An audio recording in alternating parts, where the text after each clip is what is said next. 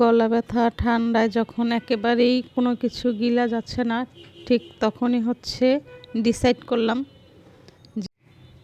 যে এমন একটা খাবার তৈরি করতে হবে যেটা খেতে ইজি হবে এবং হেলদিও হবে। আর যারা বাসায় সবাই অসুস্থ তারা খুব ইজিলি খেতে পারবো।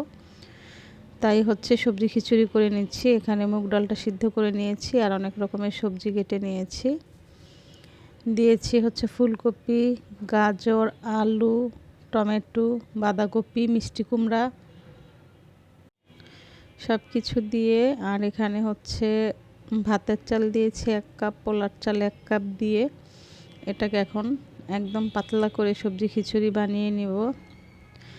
আর এই যেটা হচ্ছে বসানোর পরে কষিয়ে যখন বসিয়েছিলাম চুলায় রান্না করার জন্য, তখন এই যে কালারটা কি সুন্দর লাগছে দেখতে, খুব কালারফুল লাগছে। কে কে এই খিচুড়িটা পছন্দ করেন জানাতে পারেন। আর আমার ভয়েস তো শুনে বুঝতেই পারছেন যে কতটা অসুস্থ। এই যে এখানে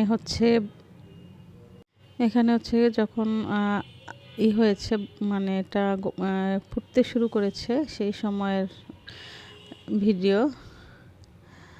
আর আমার ভয়েসটা দিতেও খুব কষ্ট হচ্ছে, সবাই একটু ক্ষমা সুন্দর দৃষ্টিতে দেখবেন। তো রান্না হয়ে গিয়েছে, এখন খাবার পালা। তো এর মধ্যে বাসায় একজন গেস্ট এসেছিল, তাকেও এটাই দিয়েছি খেতে, সে খেয়ে খুব প্রশংসা করলো, আলহামদুলিল্লাহ। আর এই যে এখানে ছিল চিকেন, বেগুন ভাজা, কালিজিরা ভর্তা, শুটকি ভর্তা, ডিম ভাজা, খিচুড়ি। তো এখন আমি আর ধ্রুব খাচ্ছি। গিলতে কষ্ট হলেও খেতে হবে, কারণ হচ্ছে সবাই খুব অসুস্থ হয়ে পড়েছি আমরা ঠান্ডা থেকে, গলা ব্যথা।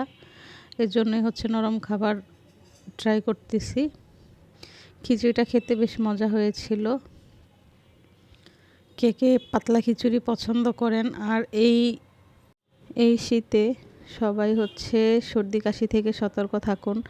আমাদের হচ্ছে সর্দি বাঁধিয়েছে, আমরা ঠান্ডা লেগেছে, আমাদের হচ্ছে সারছে না, ওষুধ চলতেছে। ডাক্তার বলেছে লং টাইম লাগবে, কারণ হচ্ছে এখন ওয়েদারটাই এরকম, তার উপরে টুকটাক কাজ তো করতেই হয়, পানি টানি ধরতে হয়, তাই একটু লেট হচ্ছে। সবাই দোয়া করবেন আমাদের জন্য।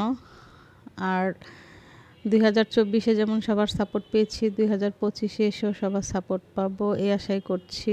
ভিডিওটা ভালো লাগলে অবশ্যই লাইক, কমেন্ট, শেয়ার করবেন। আর আপনার মতামত জানাবেন কী ধরনের ভিডিও আপনারা দেখতে চান। আমি আসলে খুব একটা রেসিপি ব্লগ শেয়ার করি না, আমার যখন যেটা করা হয় কাজ সেটাই আমি শেয়ার করি। কারণ রেসিপি ব্লগ হচ্ছে রান্না, আমার কাছে মনে হয় সবাই পারে। রান্না নতুন করে শেখানোর কিছুই নাই, রান্নাটা হচ্ছে নিজের মনের ব্যাপার। কিভাবে আপনি নতুন একটা রেসিপি তৈরি করবেন সেটা নিয়ে আপনি একটু ভাবলেই তৈরি হয়ে যায়। তো ভালো থাকেন সবাই, দেখা হবে আবার কোনো ভিডিওতে।